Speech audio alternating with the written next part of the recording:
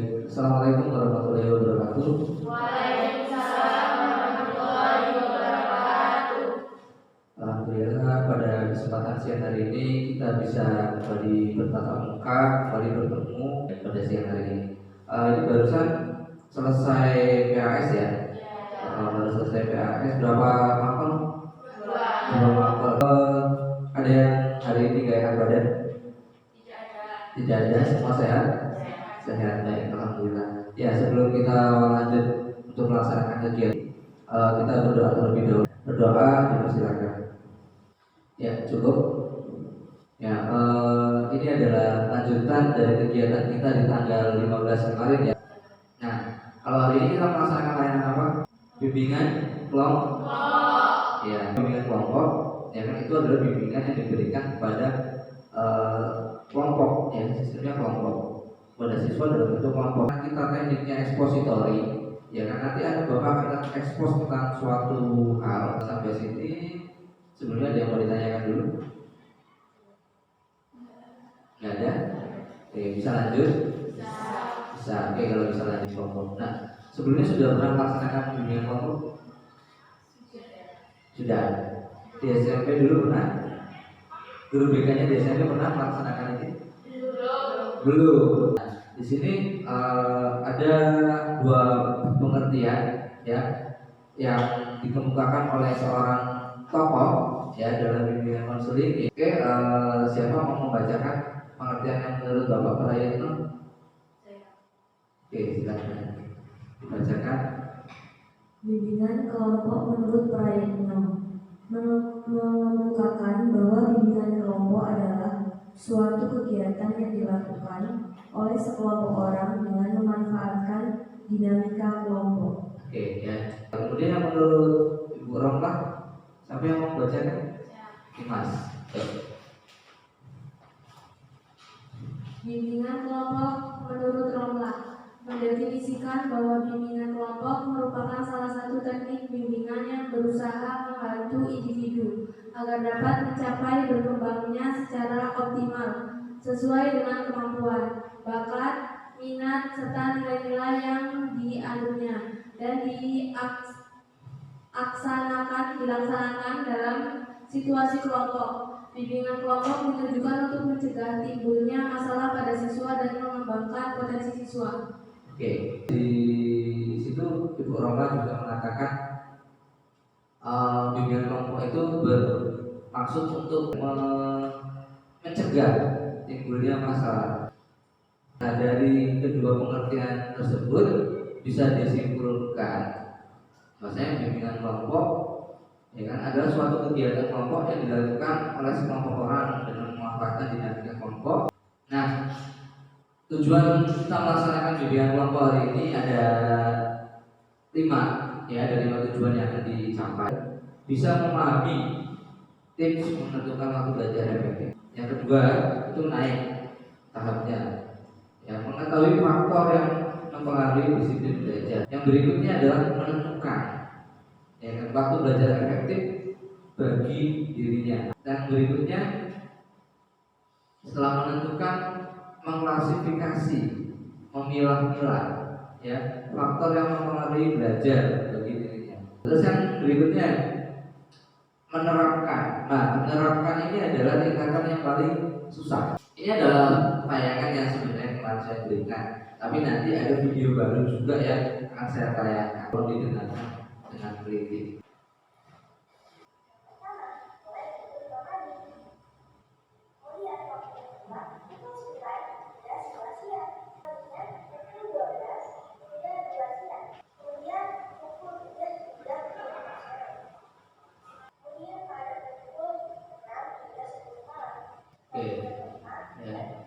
Jadi itu adalah beberapa rentang waktu ya yang baik bagi otak untuk diajak belajar. Nah, waktu belajar efektif apa sih waktu belajar efektif gitu kan? Waktu belajar efektif adalah waktu yang dianggap tepat untuk melaksanakan kegiatan belajar atau menyelesaikan tugas-tugas sekolah. Oke, ya jadi waktu belajar efektif itu secara umum itu adalah waktu yang dianggap tepat untuk menyelesaikan tugas sekolah, ya kan? Biasanya kalau kalian ada tugas sekolah, ya kan, kalian menyelesaikan di waktu jam berapa sampai jam berapa? Jam 7 sampai jam 8 malam. Jam 7 sampai jam 8 malam. Kalau Imas? Jam 8 sampai jam 9. Oke, lanjut. Dari jam 7 sampai jam 9 malam. Jam 7 sampai jam 9 malam. Kak Kesia? Jam 8 sampai jam 9 malam. Ya. Waktu subuh. Sama sore jam 5 sampai jam 6. Ya, malam. Jam 8 sampai jam 9. Ya, oke, lanjut. Dari jam 9 sampai jam 10 Malam. Ya. Oke, lanjut. Setengah 7 malam sampai jam 8. Setengah 7 malam sampai jam 8. Nah, ini ada satu video lagi, ya, yaitu tentang manajemen waktu untuk belajar.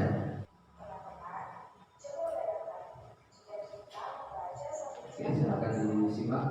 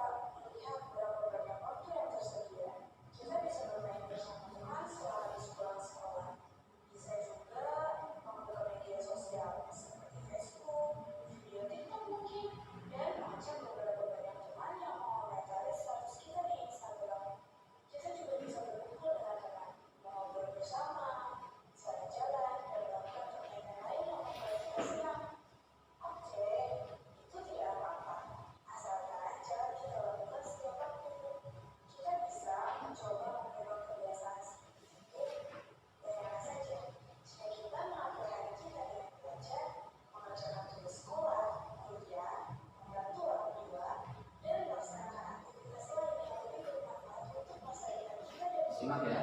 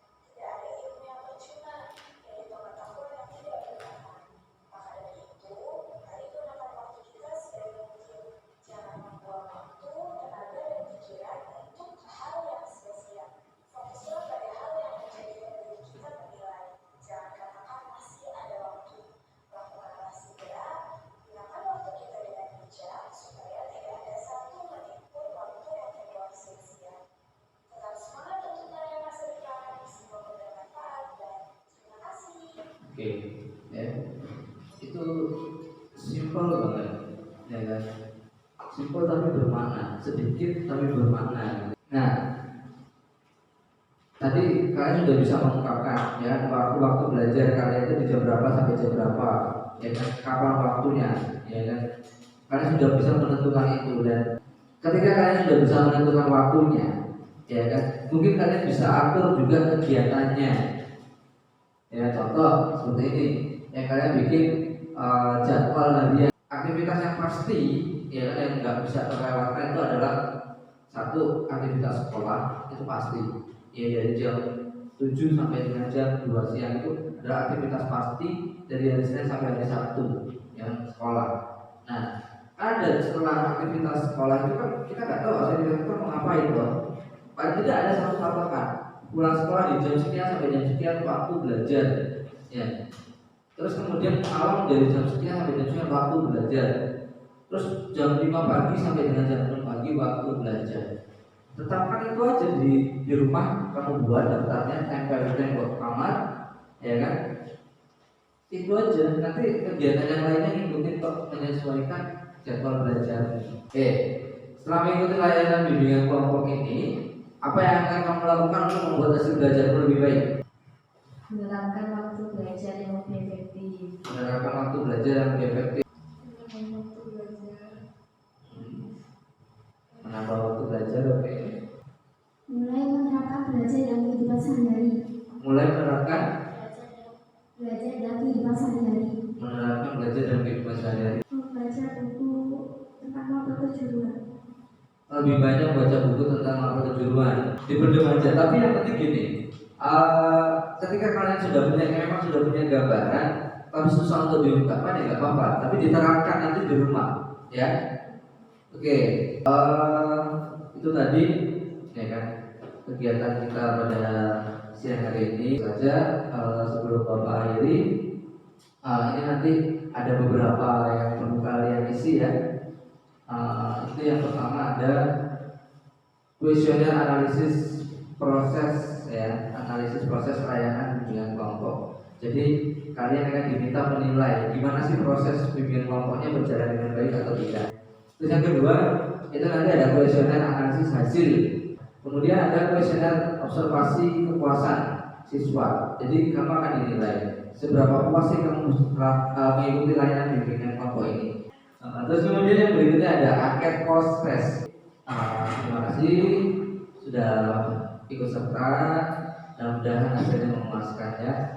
Oke, sebelum Bapak tutup, mari kita berdoa, ya kan, supaya yang sudah kita lakukan ini benar-benar diberkahi oleh Allah Subhanahu wa Ta'ala.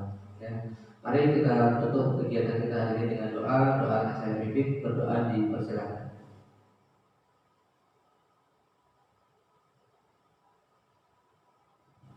Ya, cukup. Ya, sebenarnya tidak ada yang mau ditanyakan terkait dengan kegiatan hari ini, sudah cukup ya. Baik, kalau memang sudah cukup, Bapak akhiri. Wassalamualaikum warahmatullahi wabarakatuh.